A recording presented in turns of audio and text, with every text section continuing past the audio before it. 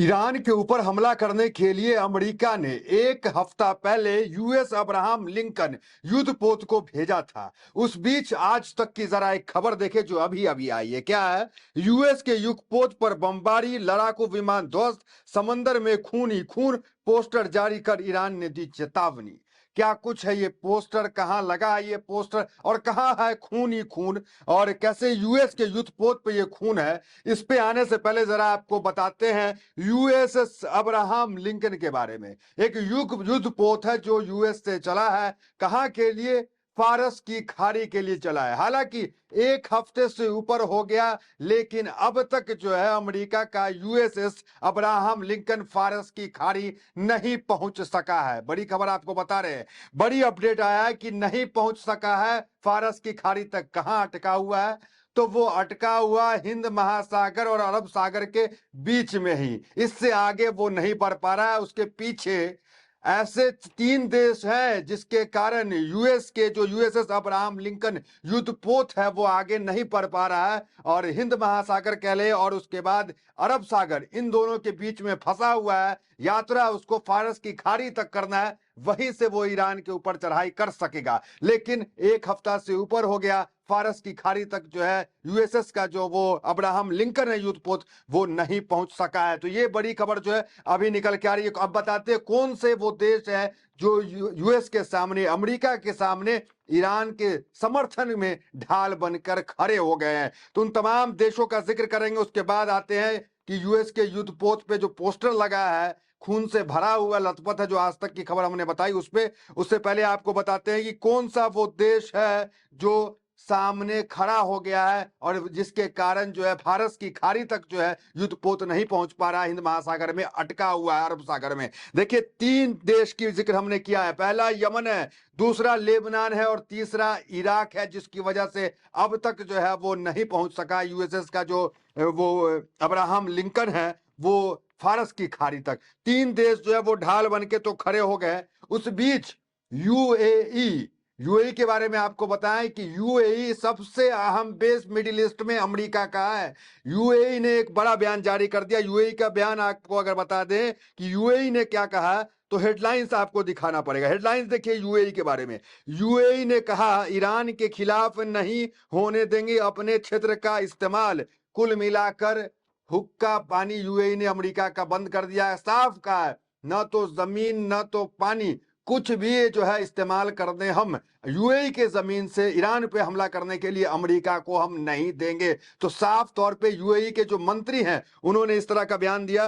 जो coat and quote अगर आपको हम बताएं कि क्या कहा उन्होंने, जरा वो देखिए। यूएई के विदेश मंत्रालय ने कहा कि वह ईरान के खिलाफ किसी भी सैन्य कार्रवाई के लिए अपना एयर स्पेस जल क्षेत्र का इस्तेमाल करने की इजाजत नहीं करने देंगे।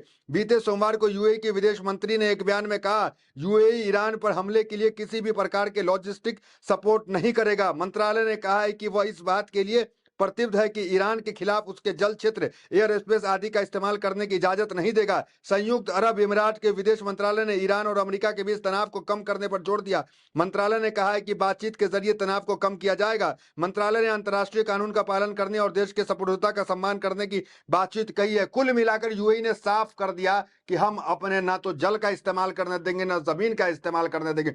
आपको अगर बता दें कि यूएई जो है सबसे बड़ा वो जो एयर बेस है मिडिल ईस्ट के अंदर, जिसमें एक दुबई में है, यूएई के एक और हिस्से में जो है वो अमेरिका का एयर बेस है, तो उसको इस्तेमाल करने की मनाही कर दी। आपको अगर ये भी जानकारी दे दें कि मिडिल ईस्ट के अंदर कुल 5 एयरबेस अमेरिका का मौजूद है, जिससे अमेरिका जो है वो क्यास लगा रहा था कि ये एयरबेस अगर मिल जाए तो हम जो है ईरान पे हमला कर सकते हैं, क्योंकि उतना दूर अमेरिका से तो हमला होगा नहीं। लेकिन यूएई ने बड़ा झटका दिया। आपको हम बता दें 5 एयरबेस कौन सा मिडिल ईस्ट में अमेरिका का है, जहां मिडिल ईस्ट के देश और अमेरिका के जो सैनिक है दोनों मिलकर के अभ्यास करते हैं और वहां उसी इस पे रहते हैं।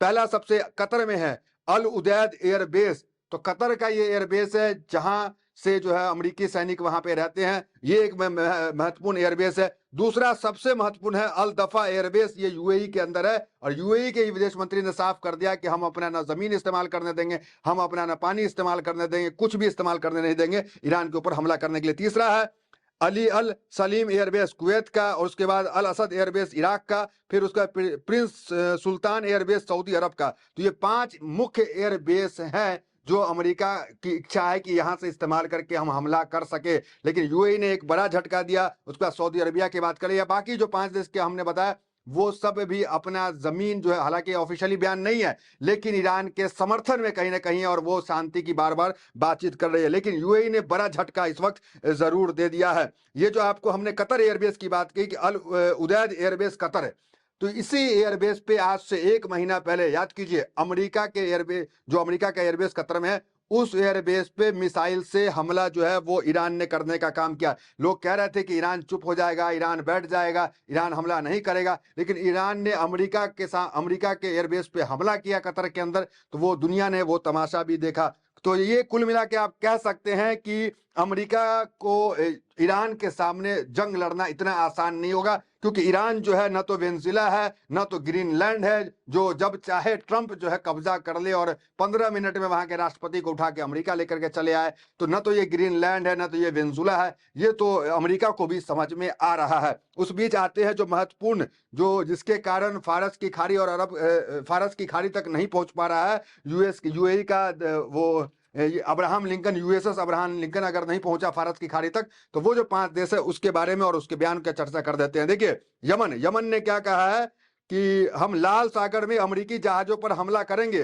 हुती विद्रोहियों के कब्जे में राजधानी सना है। हुती के पास ईरान के ही हथियार है जिसका इस्तेमाल हमला करने में किया जा सकता है। लाल सागर में अगर कोहराम मचता है तो खाड़ी देशों में व्यापार पर सीधा असर पड़ेगा। तो यमन ने साफ किया। दूसरा लेबनान है।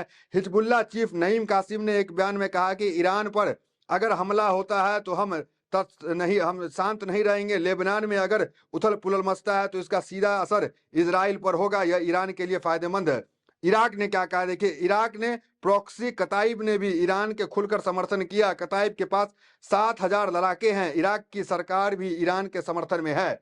तो इराक की सरकार भी समर्थन है, उनके जो युद्ध के जितने भी लड़ाकू हैं वो भी समर्थन में है। तो कुल मिलाकर ये जो देश है, जो 3 देश है, ये तो ढाल बन के खड़ा हुआ है। और इसके डर से ही कहीं ना कहीं हिंद महासागर और अरब सागर के बीच में जो है, जो यूएसएस का अब्राहम लिंकन है, वो फंस के रह गया है और वो फारस की खाड़ी तक नहीं पहुंच सका है। तो भी उस बीच मुस्लिम देश जो है वो एकजुट होते दिख रहे हैं। खबर देखिए, ईरान पर हमला करने निकला अमेरिका, रास्ते में फंसा, आड़ में आ गए 3 मुस्लिम देश। ये जो है TV9 की खबर है। दूसरा देखिए, यूएई ने कहा ईरान के खिलाफ नहीं होने देंगे अपने क्षेत्र का इस्तेमाल, BBC की न्यूज है। तीसरा देखिए, 3 मुस्लिम देश ने ट्रंप को दिखाया ठेंगा, ईरान पर हमला किया तो नहीं देंगे अमेरिका का साथ। न्यूज 24 की यह खबर है। तो ये कुल मिलाकर तमाम हेडलाइंस जो है इस वक्त चल रही है कि मुस्लिम देश जो है वो एकजुट हो गए हैं और कह रहे हैं कि हम हमला नहीं करने देंगे। अब आते हैं वो आज तक की खबर पे। क्या है वो खबर, जरा देखिए। यूएसएस के युद्धपोत पर बमबारी, लड़ाकू विमान ध्वस्त। इस बीच जब यूएसएस अब्राहम लिंकन चला अमेरिका से, और अभी तो फिलहाल फारस की खाड़ी तक नहीं पहुंच सका है, लेकिन उस बीच खबर क्या है, जरा देखिए। तेहरान के एंगलोक चौक पर लगाए गए एक खौफनाक पोस्टर के जरिए ईरान ने अमेरिका को सैन्य कार्रवाई से दूर रहने की चेतावनी दी है। इस पोस्टर में अमेरिकी युद्धपोत, तबाह फाइटर जेट और खून बहता समंदर दिखाया गया है, जिससे दोनों देश के बीच बढ़ते तनाव की गंभीर तस्वीर सामने आई है। तो तस्वीर जरा आप भी बड़ा गौर से देखिए कि कितना बड़ा ये पोस्टर है। सबसे बड़ा ये पोस्टर वहां पे ईरान के अंदर तेहरान में लगा है। ईरान की ओर से भी सख्त तेवर दिखाने को मिल रहे हैं। रिवोल्यूशनरी गार्ड के कमांडर ने हाल ही में चेतावनी दी थी कि उनकी फोर्स पहले से ज्यादा तैयार है और उंगली ट्रिगर पर है। तो उंगली जो है ईरान की भी ट्रिगर पे है, वहां के जो फोर्सेस गार्ड है। तो ये तमाम तस्वीरें ईरान में लगी हुई है। तो अब देखना दिलचस्प होगा कि आगे क्या कुछ होगा। हर अपडेट आपको इस चैनल पे मिलेगा। इसको सब्सक्राइब जरूर करें। बहुत धन्यवाद।